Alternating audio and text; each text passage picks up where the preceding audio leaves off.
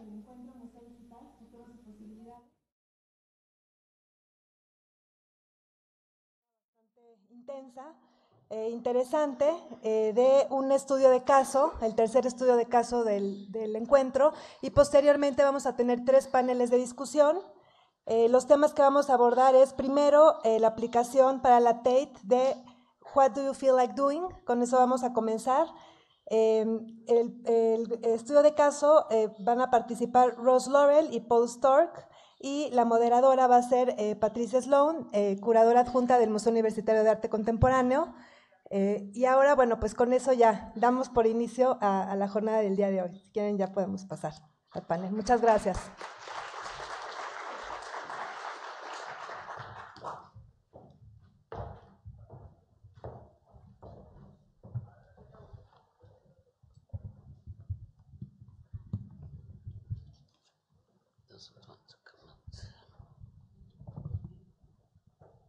Del Museo Digital, y tengo el placer de introducir a mis colegas que representan a 2 instituciones cercanamente ligadas al MUAC.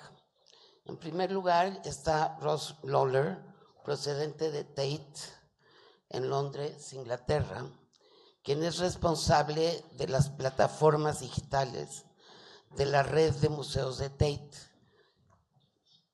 Esos son 4 museos que incluyen Tate Britain, Tate Modern, Tate Liverpool y Tate St. Ives. Ella misma les explicará su trayectoria, y además de profundizar en su papel como la visionaria de este proyecto que hizo en conjunto con nuestro querido amigo Paul Stork, con quien estamos ahora trabajando, colaborando aquí en el MUAC. Paul Stork es socio fundador de la empresa Fabric,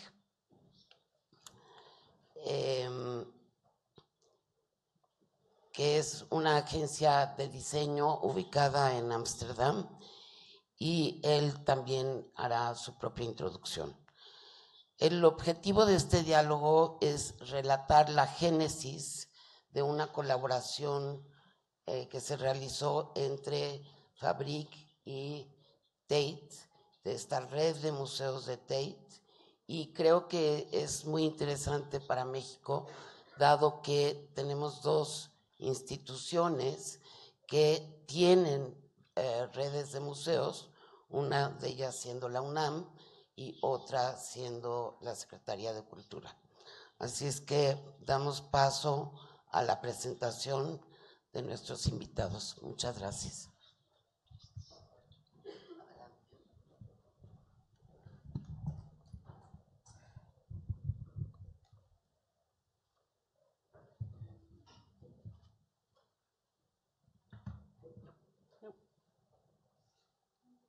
You have to do some magic.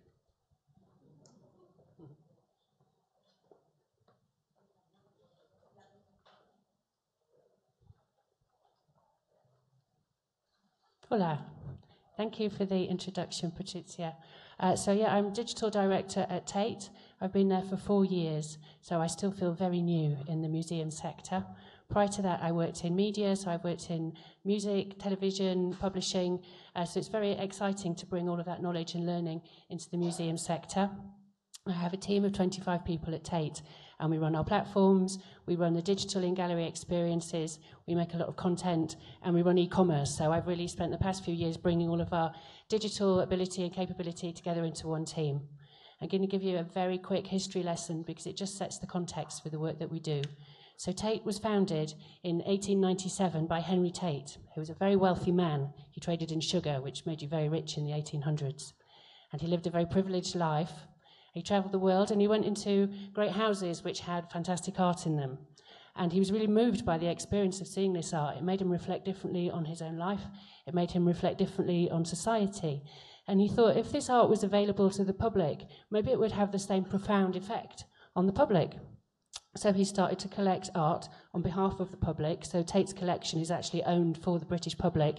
and he put it in here, which was the original Tate, which is Tate Britain. So we carry on his work today. The mission at Tate is to champion the value of art in society. So we continue to collect important artwork and we continue to look after it. But our job really is to get people to access this art and to engage with it, which we do through our 4 galleries and through sharing the artwork with a network of museums and around the world. But digital is really important with this. So last year, 8 million people came to our galleries to look at the art physically, but 15 million people came to our website to look at the art. And probably another 15 million people engage with our art on our social media platforms. So you can kind of see the breadth we can make reaching people with digital. A couple of the themes yesterday really resonated with me. So Jane talking about a museum being for everyone.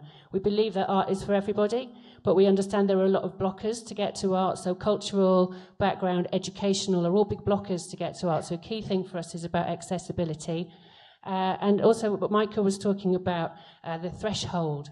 How do you get people over the threshold who are not confident with art or with museums? How do you bring them in?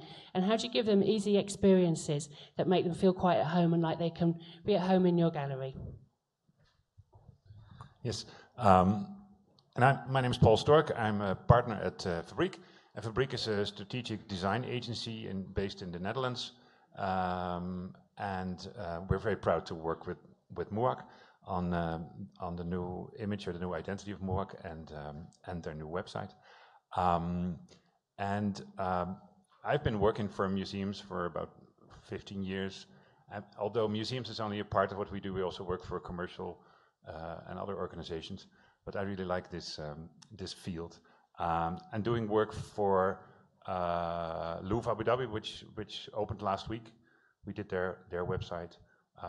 For Rijksmuseum and the Van Gogh Museum in the Netherlands, very close by, and in the United States for Isabella Stewart Gardner, very very nice museum in Boston, and some museums in the UK, like National Gallery, Design Museum London, and Tate. I'm very proud to be here and present the case that we developed together with Tate. And we're going to alternate for you, so you hear a different voice every 10 minutes or so. And Ross will tell a little bit about what the original question was. Then I'll go into how we did the project. Ross will tell a little bit about what they learned from launching this app. And then I'll dive a little bit deeper in what in the same kind of situation what we do for other clients and what we've learned from that. So Ross is next. Thank you. So I got involved in this project in 2015. Funding had already been secured from Bloomberg, and it was agreed we would do an app. But why were we doing an app? What was the problem we were trying to solve with it? So this is, for those of you who haven't been, this is Tate Modern on the south bank of the River Thames in London. It used to be a power station. It's an enormous building. And this is where we house our collection of international modern art from 1900, full of great names: Picasso, Matisse, Georgia O'Keeffe, Frida Kahlo. Thousands of fantastic artworks, all available for free. There are also paid-for exhibitions, and on any day when you turn up, there may well be 30 different events happening. There will be curator tours, there will be kids' workshops, there will be film screenings, and that's not to mention 3 cafes, 3 shops, and a lot of incidental things that will be happening. So this is quite a challenge for people when they turn up. What are you going to do with your day at Tate Modern? Thank you.